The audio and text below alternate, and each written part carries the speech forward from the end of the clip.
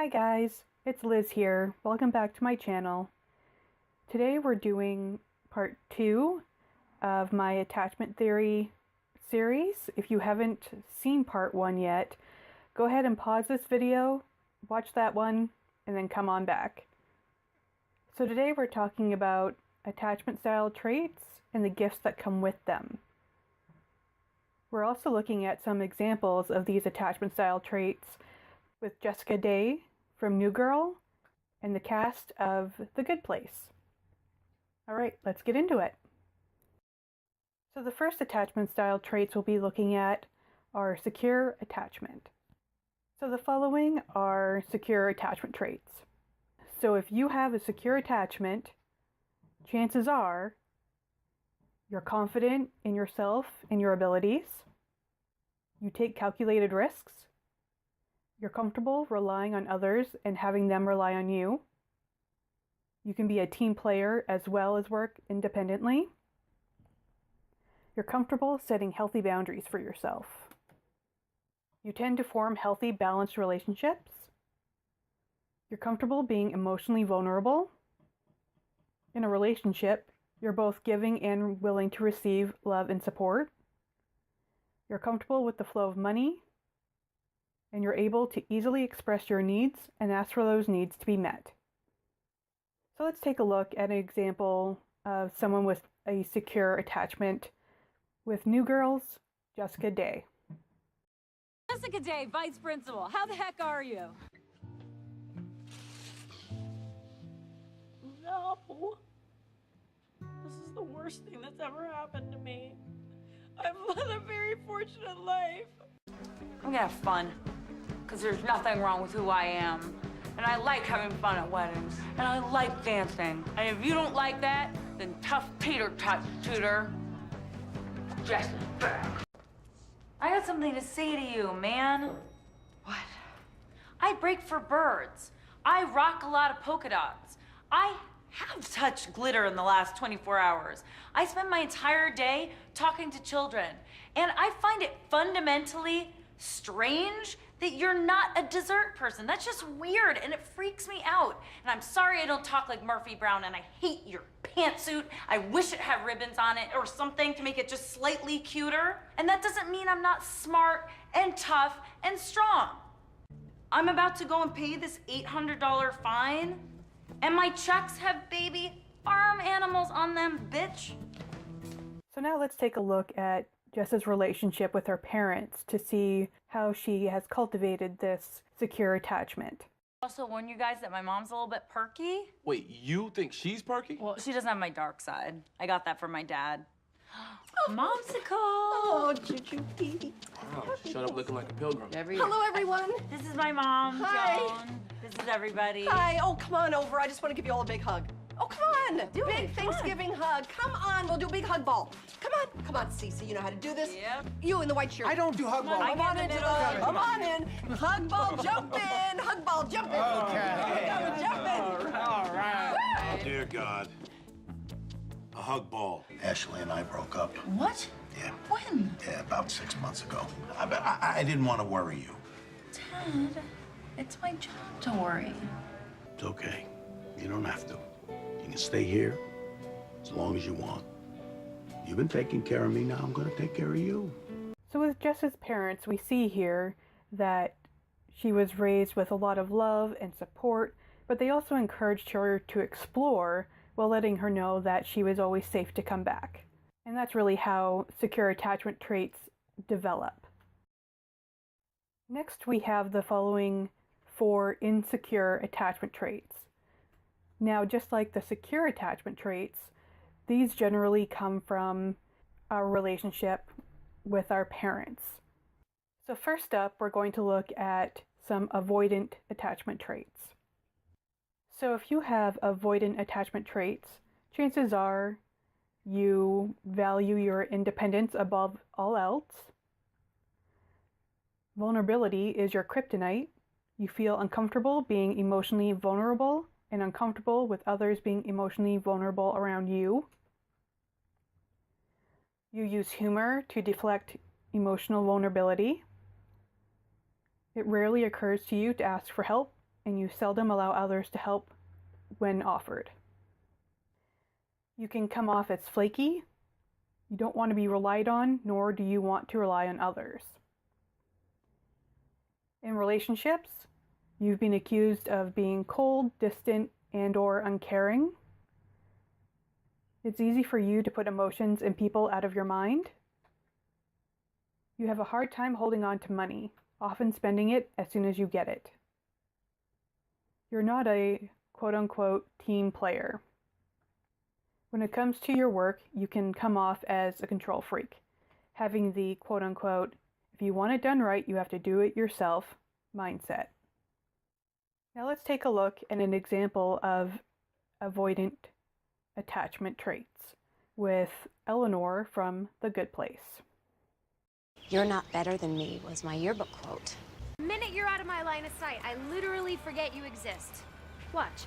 You exist? You don't exist. You're bothering me? Don't care if you die. See?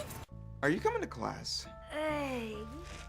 I just don't think the group thing is for me. I'm better when it's one-on-one and we're both looking at our phones and I don't know the other person and we don't talk. We can do what the Shellstrops have always done when the chips are down. Ignore our problems and drink heavily. I'm glad my mom has changed, but that doesn't fix all the damage she did to me. Let's face it, she's the reason I could never get close to anyone. I never even told a boyfriend I love him. I dated many annoying guys, okay? They would call me all times of the day just to talk or ask me if I'd taken cash out of their wallets, stupid stuff. And when I stopped having fun with them, I'd leave. Usually wouldn't even call or anything. I'd just bounce. Gotta go spend that money you stole. My screwed up relationship with my parents made me believe I could never really love anyone. I'm incapable of love. Nah, that's no biggie. Do you want to get burgers? Nothing scares you more than vulnerability. Listen up, everyone. I'm Eleanor. I'm new here. And as a blanket statement for everyone, I don't want to be a part of whatever little group you formed because they're all equally lame. Everybody cool? Great. And you guys don't have any lame mandatory office hangouts, right? Hell no. Some people go out for a drink after work, and I like to run the occasional group drill to see how fast we can shred evidence, but that's it. Most days, you'll be able to avoid even talking to another person here. Perfect. Happy to be a part of the not team. It'll be a pleasure not hanging out with you. Or we've got a surprise for you. Yeah, thanks, but I brought my own cake. Oh, I know you've only worked here a few weeks, but we have this little office tradition where we all pitch in and then we... Yeah, no, I get it. It's just, I know what kind of cake I like. Plus, it's Lisa's birthday next week, and if I let you give me a cake, that means I gotta pitch in to get Lisa a cake and sing to her and wear one of those dumb hats you all are wearing right now. No thanks. This way, I don't owe you anything, you don't owe me anything. Later. Why did I do that? Okay, here's my guess. As humans evolved, the first big problem we had to overcome was me versus us. Learning to sacrifice a little individual freedom for the benefit of a group. You know, like sharing food and resources so we don't starve or get eaten by tigers, things like that. Okay, with you so far. The next problem to overcome was us versus them, trying to see other groups different from ours as equals. That one we're still struggling with. That's why we have racism and nationalism and why fans of Stone Cold Steve Austin hate fans of The Rock. No, we hate The Rock because he went Hollywood and Stone Cold keeps it real, so The Rock's fans are the real jabronis. Point made. Keep going. Well, what's interesting about you is I don't think you ever got past the me versus us stage. I mean, have you ever been part of a group that you really cared about? I was in the Girl Scouts. Really? Technically, I joined under a fake name because I wanted to steal a bunch of cookies. See? When we take a look at Eleanor's relationship with her parents, it's easy to see where she got her avoidant attachment style from.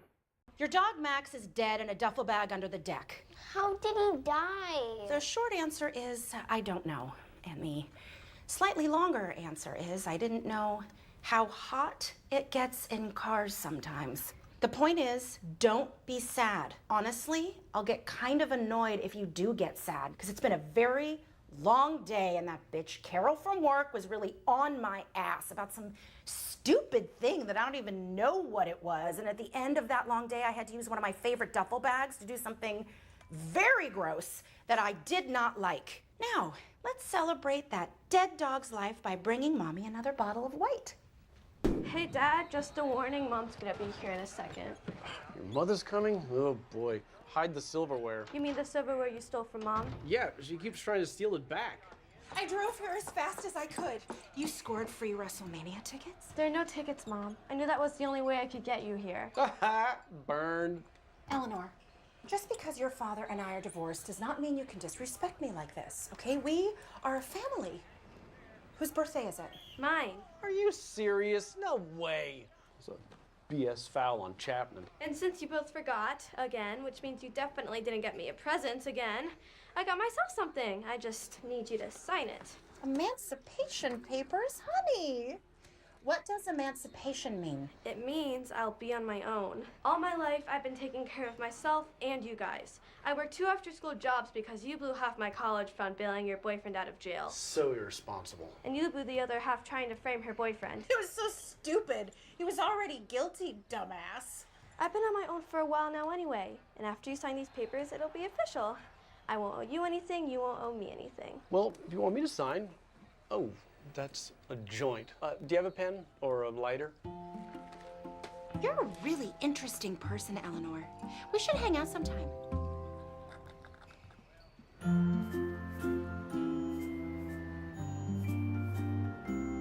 Wow, your parents sucked. Yeah, they did. Listen, baby, don't be sad, okay? Your father wasn't great. Let's call him what he was. A fart in the shape of a man. Can you just chill? I don't want to turn Dad's funeral into a roast. I'm not. I'm just saying he sucked. Like with most things, having insecure attachment styles isn't all bad. They actually come with gifts. So let's take a look at some avoidant attachment gifts. So if you have an avoidant attachment, chances are some of the gifts that you have are you can be incredibly adaptable. You have a sensitive bullshit meter. You know when you're being taken advantage of. You're able to bounce back quickly. You're seldom involved in drama, and if you're pulled into it, you will laugh it off and walk away. You have a strong sense of self. You don't let others' opinions dictate your actions. You're great at setting boundaries. Next, we're taking a look at anxious attachment traits. So if you have an anxious attachment, chances are you're incredibly indecisive, always afraid of making the wrong choice. You can be a perfectionist. In relationships, you can come across as clingy and/or needy or jealous. You become attached to others very quickly. You have a tendency to psychologically and emotionally collapse when triggered. You constantly overanalyze. You're a penny pincher and you hoard money, quote unquote, just in case. You're terrible at setting and sticking to boundaries. You highly value other people's opinions of you and often allow them to dictate your actions.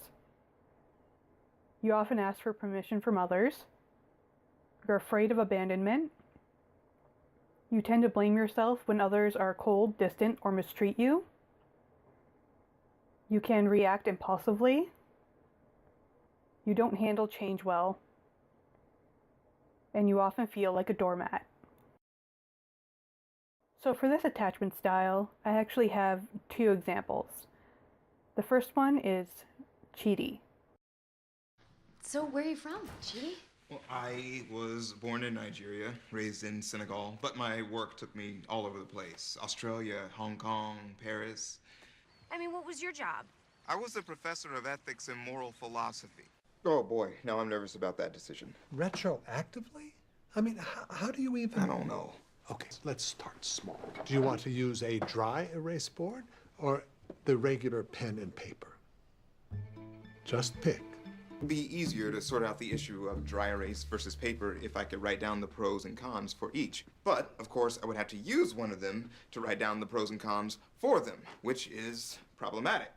Wow! Come on, Chidi, pick someone. Don't pressure me, Uzo. I have to consider all the factors. Athletic strategies, the fragile egos of my classmates, And gender politics. Should I pick a girl as a gesture towards women's equality?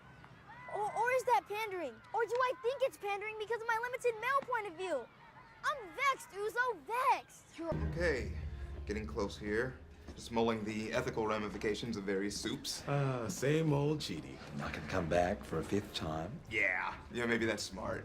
I had a little trouble writing my speech. I wrote 11 different versions. Wedding's in 20 minutes, buddy. Oh boy, I mean, these run about 55 minutes apiece. I'm really hot. Is this air conditioner even working? Yes, it is. You're just having a literal meltdown. Also, you're not dressed yet, and we haven't picked up the ring. Okay, well, there's an issue there involving what I consider to be unfair labor practices on the part of the jeweler. And we never had a bachelor party because you could never settle on a location or time.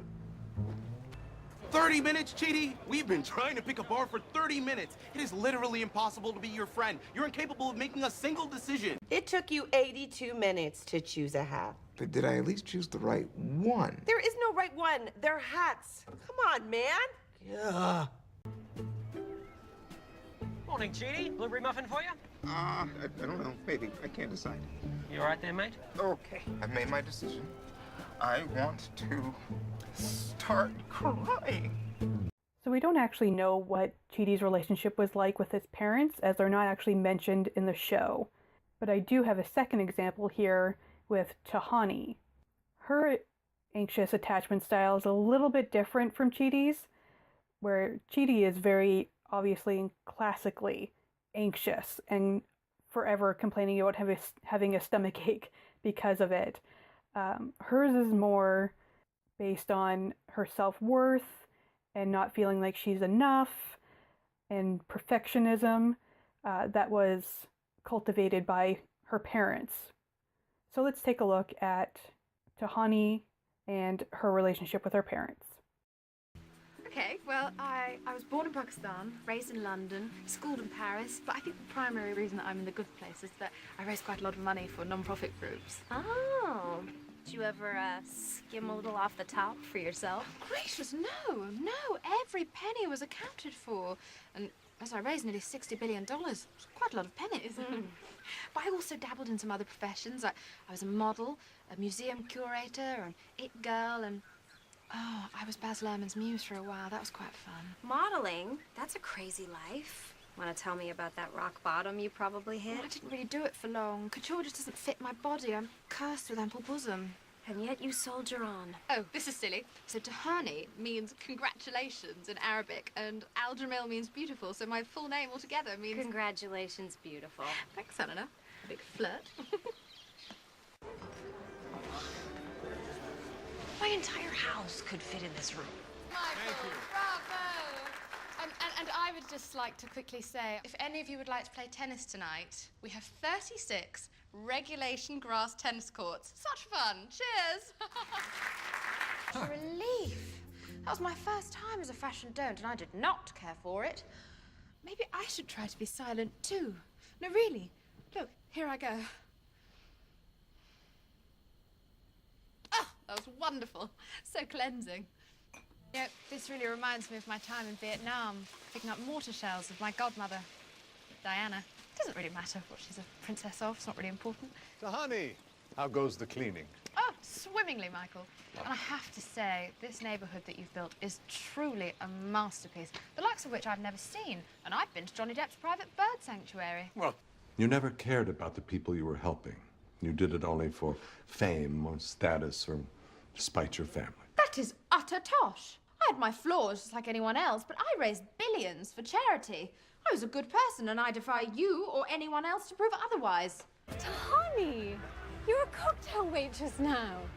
Honestly, I think this is the right move for you. No, it's just that my own sister didn't even deign to invite me to her little soiree, so I had to weasel my way in here like some common weasel. I was supposed to be in Haiti being photographed helping people, but instead I delayed my trip by a day to come here and tell you off. No, you came to do what you always do. Make a scene and embarrass yourself. So I'm just an embarrassment to you? Is that what you think of me? Honestly, I don't really think about you. Is that really all I cared about? Just outshining my sister and gaining praise and acclaim? Because I mean, I did gain praise and acclaim. You know, I dare say on some occasions more praise and acclaim than my sister Camilla. So. Oh. Mummy, I made you this. It's the pretty bird we saw in the garden. Thank you, Tahani. It's very competent. My birdie has a hat. Yes, well done, Tahani. Girls, we have a new challenge for you. Each of you has 4 hours to complete a rendering of your favorite moment in French military history. The winning painting shall be hung in our foyer during our party honoring Francois Mitterrand. The losing painting shall provide the kindling for the fire that rages in our hearth during that party. Doesn't that sound wonderful? Yes, Mother, it does. Thank you for this opportunity. Who will be the winning artist and who will fail? Let's find out. Tahani, this auction threatens to be an embarrassing failure. 5.2 million isn't bad. It's a very middle thermometer. Your public failure is our public failure. We went wrong with Tahani. I know. She is such a disappointment compared to her sister. Hello, Father. Hello, Mother. Oh. Hello, Tahani. We were just talking about how you're a huge disappointment compared to your sister. Have a seat. We'd love to get your take. It's nice to see you, Tahani. Apparently, wherever you've been, they've been keeping you well fed. You know, I've actually risked quite a lot to be in this room right now, so if you could just not be cruel for maybe 30 seconds, that would be lovely. Apologies. It's been a while since we've seen you. We have so much to tell you about your sister. The whole point of this afterlife test is that everyone in these rooms is supposed to be talking about me. And yet, even in this scenario, you are still talking about Camilla. Which is exactly the point. I was never going to be enough for you. Never going to earn your respect. So as I mentioned with the previous style, every insecure attachment has its gifts. So let's go ahead and look at some anxious attachment gifts.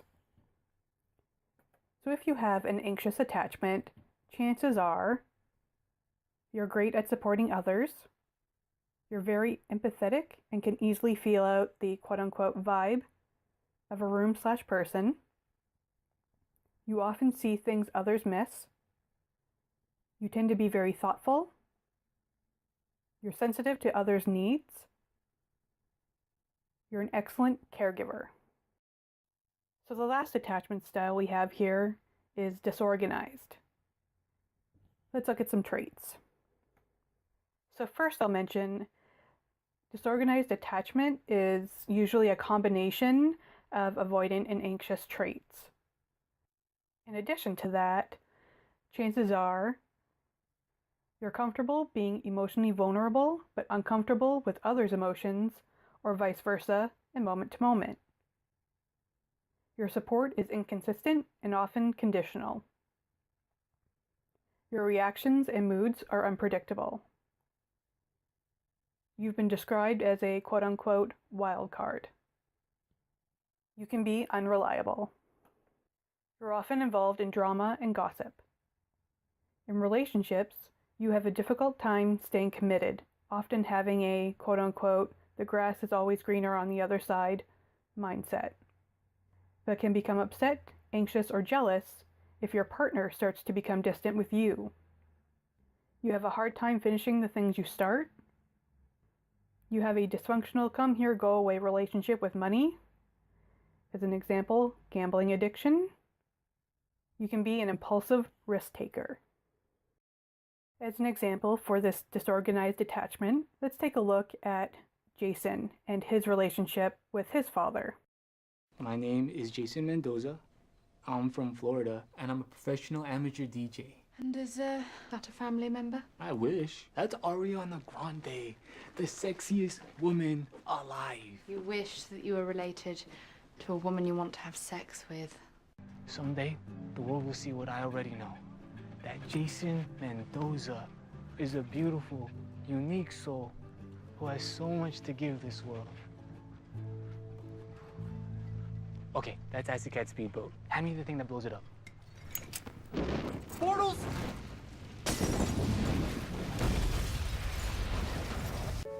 What do you got in your hand there, bud? Nothing. Is it a spider? Yes. Do you think taking a spider in an MRI machine will give you superpowers? Hey, it might work. He already bit me a bunch of times and gave me the power to swell up my hand. Oh my God! What? I have no idea what's going on right now, but everyone else is talking and I think I should too. I'm telling you, Molotov cocktails work. Anytime I had a problem and I threw a Molotov cocktail, boom, right away. I had a different problem. Oh, Jason. I feel like you always understand about 20% of what's happening. Thanks. Sure. Jason, your test was about impulse control, and you showed great improvements. But you never asked if you could opt not to play. I mean, you basically told me, an all-knowing judge, to just shut up and go away. Do you realize how insane that is? Not as insane as picking up the greatest quarterback of all time, Blake Bortles, to set up a last-second game-winning field goal. Now. I need one of you to volunteer to do something outrageously insane that will either make you cease to exist or be really fun. That's most of the things I tried. That's my guy. Come here. I'm sorry. The man you called Donkey Doug is your father? Yeah. My whole life, Donkey Doug was always getting in trouble because of some get-rich-quick scheme. He sold counterfeit truck nuts, he created a sport that was a cross between dodgeball and horseshoes, and everybody died. Oh, damn, Jason! Oh, damn, Donkey Doug! You call him Donkey Doug in person? Me and Jason are cool like that. I don't think of him as my son. I think of him as my boy! I mean, I am your boy. Yeah, but it's more like, that's my son right there, son. But not like, son, but like, my boy, but not like... Yes, we get it. Thank you. Pill boy! Oh, damn, Jason! Oh, damn, Pill boy! Oh, damn, Pill boy! Oh, damn, Donkey Doug! Oh, damn... This is remarkable. It explains so much. Me and Pill boy have been cooking up something real special, and this time it's not fake meth. I know I haven't been the best father in the world. I might not have even been in the top 5. I want to make up for that.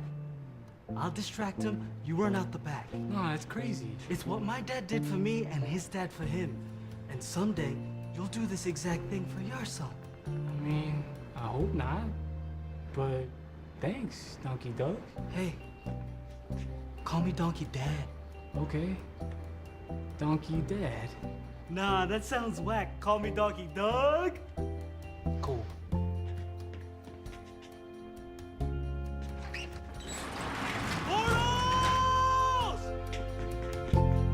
Now, Jason is an extreme example, of course.